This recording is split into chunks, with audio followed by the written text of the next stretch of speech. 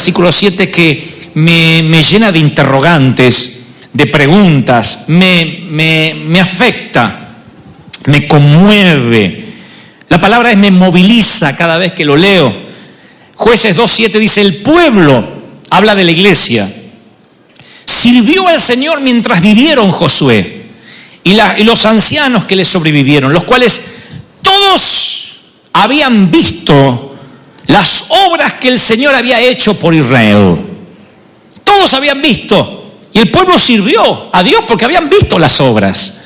Pero esa generación murió y surgió otra que no conocía al Señor, ni sabía lo que Él había hecho en el pasado por Israel. Y abandonaron a Dios, al Dios de sus padres. Abandonaron al Dios que los había sacado de Egipto. Siguieron a otros dioses, dioses paganos de los pueblos que estaban alrededor, y los adoraron, provocando así la ira del Señor. O sea que el ciclo de decadencia comenzó con la muerte de la generación que había tomado la tierra prometida y el surgimiento de una nueva generación. Y cuando Dios bendice una sociedad, siempre hay padres, hijos y nietos. Siempre hay 3 generaciones. Porque en Israel había una generación que nunca logró cambiar la mentalidad. Los que murieron en el desierto, los padres. Los que siguieron a Moisés, 40 años los tipos y no se pudieron sacar la esclavitud de adentro. No se podían sacar más de 300 años de esclavitud, no se la podían sacar. O sea, Dios los sacó de Egipto, pero ellos nunca pudieron sacarse Egipto de adentro. Y entonces Dios los tenía dando vuelta y eran tan cabezones. Ustedes leen en la Biblia y dicen, pero ¿cómo puede ser? Les cae el pan del cielo, ni trabajar tienen que para el pan. Y apenas Moisés se perdía un instante allá arriba en la montaña, ya estaban adorando a dioses paganos. Ya estaban criticando, ya querían apedrear a Moisés, porque eran mentes de esclavos. Cuando Dios ve a ellos, dice, esta generación literalmente tiene que morir aquí. No están preparados para conquistar lo nuevo. Y yo sé y he visto a hombres y mujeres de Dios, y ahora hablo en términos espirituales, que han muerto sin poder ver un avivamiento, sin poder ver un mover de Dios, porque se murieron como odres viejos. No hablo de edad cronológica, insisto, hay muchachos de 20 años que son odres viejos, y hay hombres de 70, 75 años que son odres nuevos.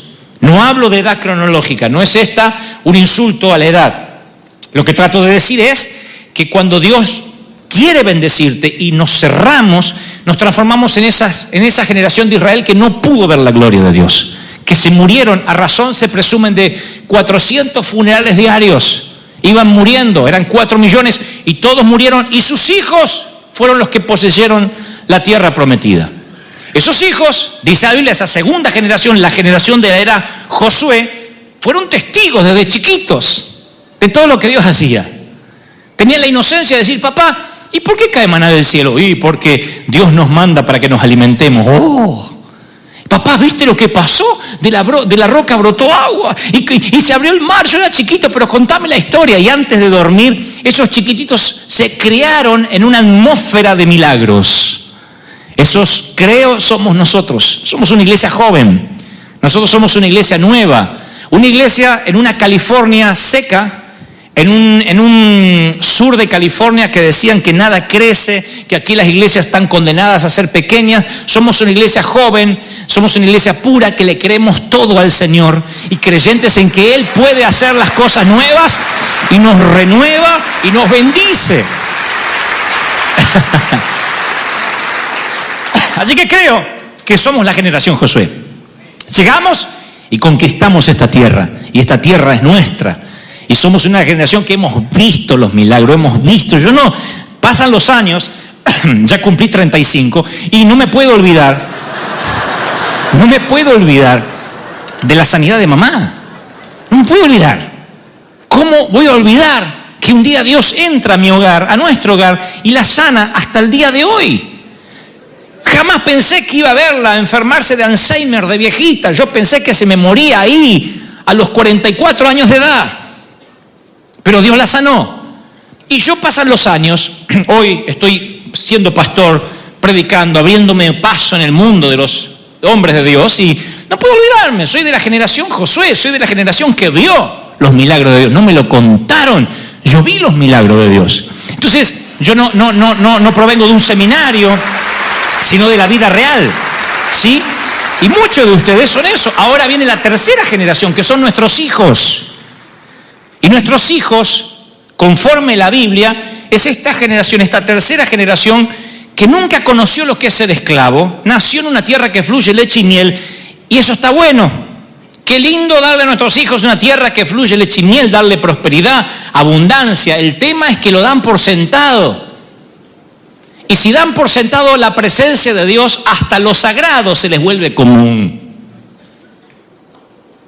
Los ricos, los niños ricos no saben que son ricos. No saben. Los niños ricos dicen, quiero una PlayStation, ahora quiero una Xbox, ahora quiero, y el padre va y le regala. Y él cree que a todos los niños les pasa eso. Hasta que un día se choquean con el mundo real. Él cree que todos los niños suben a una limusín con los vidrios polarizados, cree que todos los niños andan con seguridad. Los hijos de los reyes no saben que los demás no son hijos de reyes. Dan todo por sentado. Por lo general, si no tienen buena terapia, salen al mundo como que el mundo les debe algo. Y esa es nuestra responsabilidad con la tercera generación, porque es una generación que no conoció por experiencia propia lo que significa ser salvado por Dios. Algunos de nuestros hijos nunca tendrán conciencia de lo que es ser salvado por Dios. Y cuando voy a la Biblia, uno dice, bueno, pero son nuestros hijos, yo los crío en un ambiente espiritual.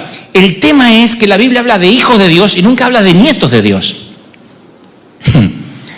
Y los nietos de Dios no existen como tal, ni como figura metafórica, ni como figura espiritual. Dios no tiene nietos, Dios no es abuelo de nadie. Dios es padre de todos, pero no es abuelo de nadie. Dios no es abuelo de nadie. ¿Qué hacemos o qué hacen los abuelos? Le dan a los nietos lo que los padres no le dan. Unos dulces, unos caramelos, le hacen comer todas las porquerías que mamá no le quiere dar de comer. ¿Qué hacen los nietos? No importa, la AU me va a dar.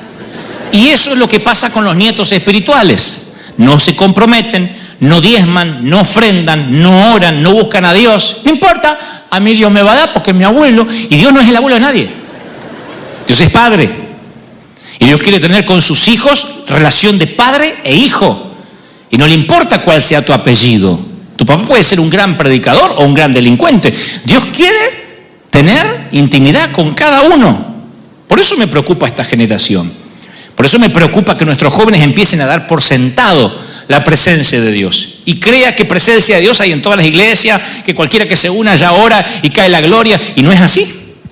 La presencia de Dios es un regalo que Dios le da a ciertas personas, a cierto pueblo. Y los nietos de Dios creen que lo han visto todos. Porque, recuerda, tus padres, si tienes padres cristianos, pelearon batallas que tú no peleaste. Tus padres fueron salvados de una esclavitud que tú nunca experimentaste. Y es un engaño imaginar que tú no necesitas tanto a Dios como lo necesitaron tus padres. Y que nos acostumbremos a esto. Y creo, se lo he dicho más de una vez, cuando más sabemos de Dios, parece que menos adoramos. Por eso el Señor dice, sean como niños, sean como niños. Si no son niños no pueden entrar al reino de los cielos, sean como niños. ¿Por qué no dijo crezcan, sean adultos? Dice sean como niños. Para entender el reino uno tiene que asombrarse como niño. Porque cuando más conocemos de Dios es como que adoramos menos. No es el oceanógrafo el que debería adorar más a Dios por descubrir los corales, los cardumen de peces desconocidos. No es el cirujano que ve latir el corazón en la mano que debería adorar a Dios por semejante creación. ¿No es acaso el que estudia las constelaciones el que debería decir, wow, miren la cantidad de constelaciones que hay en el universo, más voy a adorar a Dios? Sin embargo, son los que menos adoran y los más ateos. Entre los médicos hay muchísimos ateos, entre los astrónomos hay muchísimos ateos y entre los científicos muchísimos ateos, porque dicen todo tiene una explicación y sacan a Dios de la ecuación. Más conocen, más se alejan del Señor. Lo mismo pasa en la iglesia. Si las iglesias más duras y más muertas son donde hay más teólogos. Si las iglesias más duras al mover de Dios son cuando más la gente a veces estudia la Biblia y busca la vuelta, y este es apóstata, y el otro es falso profeta, y este es el libro que dice, y esta es la gran ramera. Están tan preocupados por la letra que se olvidan del Espíritu. Y cuando se olvidan del Espíritu, conocen tanto de Dios que dejan de adorarlo. ¿Soy claro en lo que intento decir, sí o no? Por eso algunos duermen en el servicio, por eso se les hace tedioso. Por eso algunos bostezan, porque dice, ¿cuándo va a terminar? Porque son nietos de Dios, porque nunca tuvieron un encuentro personal con Dios. Mi encuentro con Dios no te sirve. El encuentro de tus padres no te sirve. Tienes que tener tu propio encuentro con Dios, tu propia historia con Dios, caminar con Dios, caminar con el Señor. Si no, vas a ser un nieto de Dios, porque no peleaste batallas, porque no viviste. Israel vive 400 años de fracaso. Vienen a continuación el tiempo que la Biblia define como el tiempo de los jueces. Y dice, en esos días no había rey en Israel y cada uno hacía lo que le parecía. Jueces 21-25. Cada uno hacía lo que le parecía. En esa tercera generación. Oigan, la generación andaba por el desierto, con el arca de un sitio para otro. La entraban, la sacaban, igual que nosotros. Dios les da Jericó. ¡Wow! Celebran una revolución en la ciudad. Y al cabo de unos años, ¿qué pasó con River Church? Ahí cada uno hace lo que quiere. Sí, los jóvenes bostezan, tienen sexo entre ellos. ¿Y qué pasó? Y se fue el avivamiento. No se fue el avivamiento.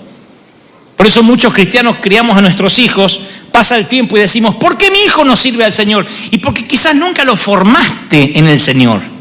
Que no es lo mismo que hacer un devocional o leerle la Biblia o mandarlo a la escuela dominical.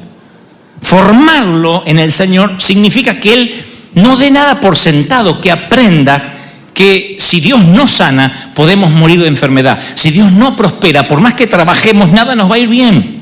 Si no honramos, si no seguimos principios, no nos va a ir bien. Formar a la próxima generación. La Biblia dice, Proverbios 13:22, el hombre de bien le deja herencia a sus nietos. El hombre de bien, Proverbios 13:22, le deja herencia a sus nietos. Y dice 2 Corintios 12:14, Pablo dice, porque los hijos no tienen que atesorar para los padres, sino los padres para los hijos. Lo que está diciendo esto en términos espirituales es que cuando una generación paga el precio, la próxima generación comienza recibiendo ya una herencia. Desde los hombros, como un día les conté.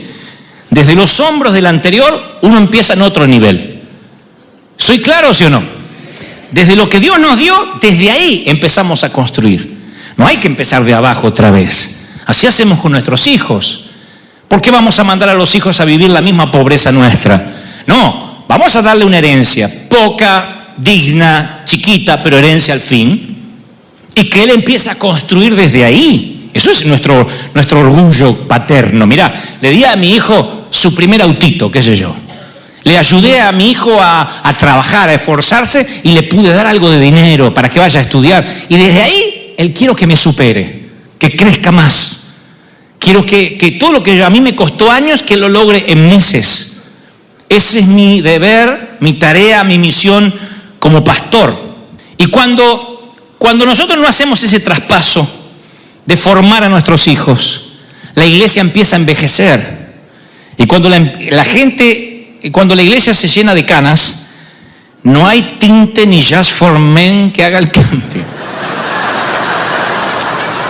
Cuando la iglesia se llena de canas, es preocupante. Cuando los jóvenes dejan de venir, cuando ya no hay ruidos de niños. Recién yo estaba en un sitio que tengo allí antes de salir tomando un café y justo estoy enfrente de los bebés. Eso era el concierto de Viena. Así que si quería orar, no pude orar nada. Gritaba uno y el otro y se endemoniaba otro y el otro y el otro. Pero esto es una casa, un hogar. Yo digo, lo peor que pudiera hacer es esas iglesias donde nunca vieron un bebé hace 30 años. Ya porque no los pueden hacer ni porque vienen. Entonces digo... oh, olvídense. Pero... No, espere. Lo que digo es, lo sorprendente de esta iglesia es que estamos vivos. Y al estar vivos generamos vida. Y al generar vida, uno sabe que esto no es para nuestra generación, sino para la próxima. Ahora, si esa otra generación no vive de primera mano las maravillas de Dios, hay un vacío generacional. ¿Qué es lo que pasó en el libro de Jueces. Había jueces, pero no había rey. Y al no haber rey, no había ley. Al no haber ley, era la anarquía total. Y cuando hay anarquía espiritual, anarquía puede haber aún con un pastor tras el púlpito. Anarquía es que cuando cada uno hace lo que quiere. El Espíritu Santo no trae convicción. No hay gente arrepintiéndose. No hay santidad. Y cuando eso empieza a pasar, hay un vacío generacional. Suceso sin sucesor es un fracaso. Podemos vivir días de luna de miel con el Espíritu Santo. Si en 15 o 20 años perdemos a nuestros hijos, o están en la droga, o están divorciados, o están en alcohol, o en sexo promiscuo, habremos perdido la batalla. Por eso este es el tiempo de disfrutarlo y también de beber todo lo que podamos para transmitir. Yo trabajaré hasta el último día de mi vida para que lo sagrado no se vuelva común. Siempre digo, es nuestra tarea hacerlo todos los días, no dar nada por sentado, no dar nada por sentado a nadie, no estar seguro de nada ni de nadie, sino todos los días trabajar en lo que Dios te manda hacer. ¿Me siguen, sí o no? Todos los días. Pero Dios tiene una solución, se las voy a dar y para culminar. La solución es que Dios le dice, cuando Israel estaba por entrar a la tierra, luego de 40 años le dio una instrucción, dijo, hazte cuchillos afilados y vuelve a circuncidar a los hijos de Israel. Josué 5:2. Dios le da una ley, una ordenanza a Josué. Le dice, hay muchos de ustedes que son nietos, que no me conocieron, nacieron en el desierto y no están circuncidados. La circuncisión era el pacto de Dios con su pueblo. Los niños se los circuncidaban, era un pacto, era mostrar que había una relación con su Dios. Era un lugar en las zonas íntimas del hombre donde se separaba lo que simbolizaba la carne. Representaba la circuncisión un corte en aquellos lugares ocultos, que es siempre donde los hombres necesitan un corte espiritual, en los lugares ocultos, en los asuntos secretos. Y Dios le dice, quiero que vuelvas a circuncidar a todos aquellos que no están circuncidados, quiero que traigas una nueva santificación, porque no estoy dispuesto a perder una generación. Quiero que hables con los hombres de tu congregación y a aquellos que están estancados en la niñez, pero no en la niñez espiritual, sino en la niñez carnal, que son niños, que no son sacerdotes, que no son sacerdotes del hogar, que sus hijos ven que se quejan de los diezmos, que llegan tarde al servicio, que sus hijos ven que no quieren congregarse, que sus padres viven discutiendo. Esos hijos se van a perder a menos que esos padres se santifiquen. Trae una nueva circuncisión, trae una nueva palabra para ellos para que sean santificados. Dios dice, hoy quiero que vuelvan a las bases, que haya un nuevo pacto, un compromiso con Dios, que nunca nos apartaremos de Él, que amaremos al Señor, no importa si naciste en el desierto o recién te sumaste a la iglesia. Dios dice, hay un corte que tienes que hacer, hay un corte con las cosas que te atan, con las cosas que no te dejan subir a una nueva dimensión, a un nuevo nivel, y eso es lo que el Espíritu Santo nos está pidiendo hoy, para que no se pierda la próxima generación. Otra vez que vuelvan a las bases, que recuerden por qué están, que recuerden que yo los redimí, que recuerden que yo los traje con un propósito. Porque si olvidan el propósito, van a perder a la próxima generación. Y si Dios nos permitió estar cerca del querido doctor Schuller, es para que algo hayamos aprendido algunos de nosotros. Que puedes tener un gran mover del espíritu a nivel nacional y puedes perderlo de la noche a la mañana así. Sea tu edificio redondo o de vidrio, algo tenemos que aprender. Cuando Dios te permite estar en un funeral y la viuda te dice, se murió chupando vino, aprende algo. No sé si se entendió la metáfora.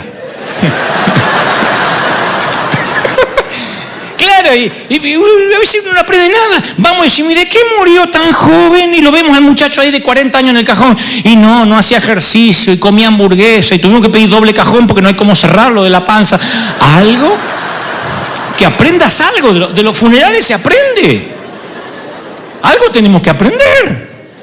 De las muertes de la iglesia, algo tenemos que aprender. Decir, Señor, a ver cómo puedo evitarlo.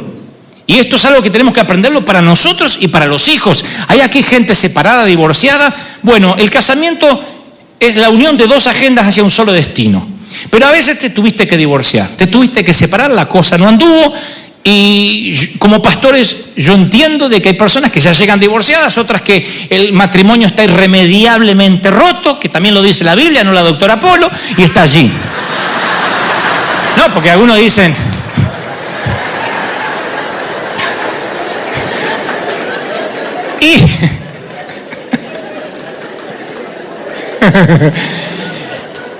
Y tal vez no puedas salvar la relación matrimonial porque pasaron muchas cosas y digas, bueno, todo está perdido, ¿qué hago yo? ¿Soy acaso la parte relegada de la iglesia? No, tus hijos no merecen convertirse en las víctimas inocentes de una guerra.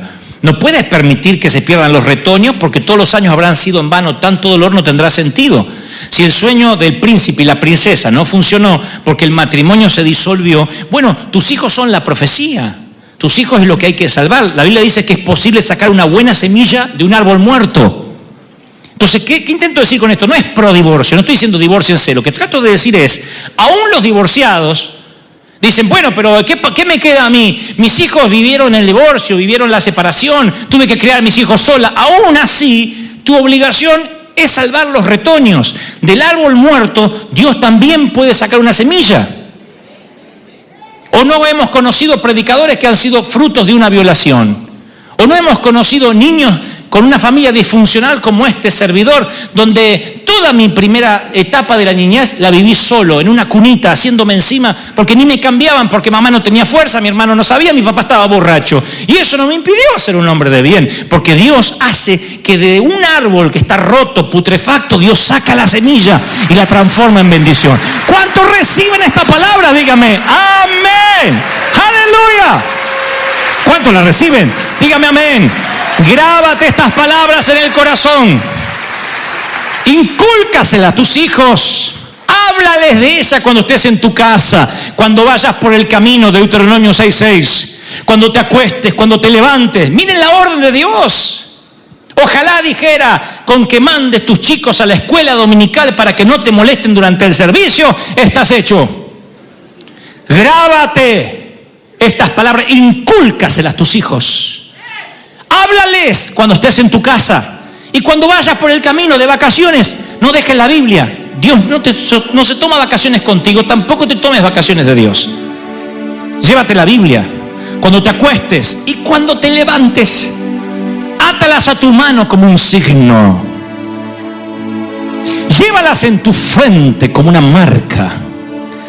Escríbela en los postes de tu casa y en los portones de tus ciudades, para que cuando estés de compra por las tiendas también lo veas. Miren lo interesado que está Dios, que en la educación primaria de los hijos esté el Señor. Rodearse de recordatorio, un registro personal de la historia con Dios imparte la bendición. Me rehúso y me resigno y renuncio a perder una generación. Si después de predicarle a 90.000, 100.000 jóvenes en estadios repletos en Buenos Aires, perdiera la juventud de River Church, habrá sido todo en vano. Así que no me importa si eres hijo de divorciados, de separados, de madre soltera, abandonado, si nunca tuviste padres. El Señor me dice que no deje a nadie atrás, que ningún soldado quedará atrás. Aún los que quedaron cuidando el bagaje, como los que fueron a la guerra, todos son oficiales. Y este tiempo ha de ser vivido para toda la familia. Y lo que vamos a hacer es un paso generacional para que otros sean bendecidos. Si el Señor no viene antes y nos toca partir y todos nosotros eventualmente muramos, porque todos vamos a morir. ¿Sabían la noticia esa? Todos vamos a morir. Algún día nos iremos.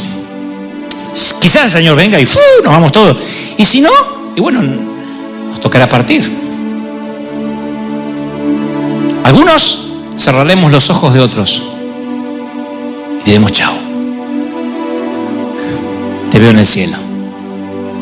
Otros quizás no estemos ahí cuando te toque partir, pero lo cierto es que todos vamos a irnos y debemos haber dejado un legado que permanezca, que si el Señor no viene se hable de River Church, se hable de la iglesia, y aunque los nombres nuestros se vayan olvidando, las generaciones, los hijos, digan: yo crecí mirando la fe de papá, la fe del abuelo, pero luego tuve mi propio encuentro con Dios. Y ese encuentro hizo que lo traspasara a mis hijos. Y no se perdió ninguna generación, por tanto no hubo ningún vacío ni campamento del enemigo. Porque me lo inculcaron, me lo metieron. Mamis, papis, no teman decirle a los hijos menos iPad, menos tablet, menos celular y más Biblia. Te va a hacer menos popular, pero le vas a inculcar a tus hijos fe. Le vas a inculcar a tus hijos integridad, entereza. Nuestros hijos viven conectados, pero a un mundo virtual. Viven desconectados de la familia. Están conectados a un mundo virtual. Están conectados siempre entre ellos y si no es los textos, es el iPad y la tablet y están conectados. Y hay matrimonios que están desconectados entre ellos y conectados cada uno electrónicamente al iPad, a la red social, a esto o al otro. Y hay un momento en la vida donde esa desconexión atenta literalmente contra lo que vaya a pasar con los hijos. Y es nuestra responsabilidad, aunque tengamos que ser un poco antiguos, es nuestra responsabilidad decir, Señor, no vamos a perder la profecía, vamos a salvar la profecía. Y si hay gente aquí hoy que dice, yo necesito un encuentro con Dios, porque ahora que lo mencionas, yo siempre he vivido de historias prestadas. Siempre he tenido espiritualidad prestada. Quiero tener mi propia espiritualidad. Esta es la mañana en que Dios va a tener un encuentro contigo, va a salir a tu encuentro, te va a bendecir, te va a tocar y el Señor te va a cambiar. ¿Cuántos lo creen?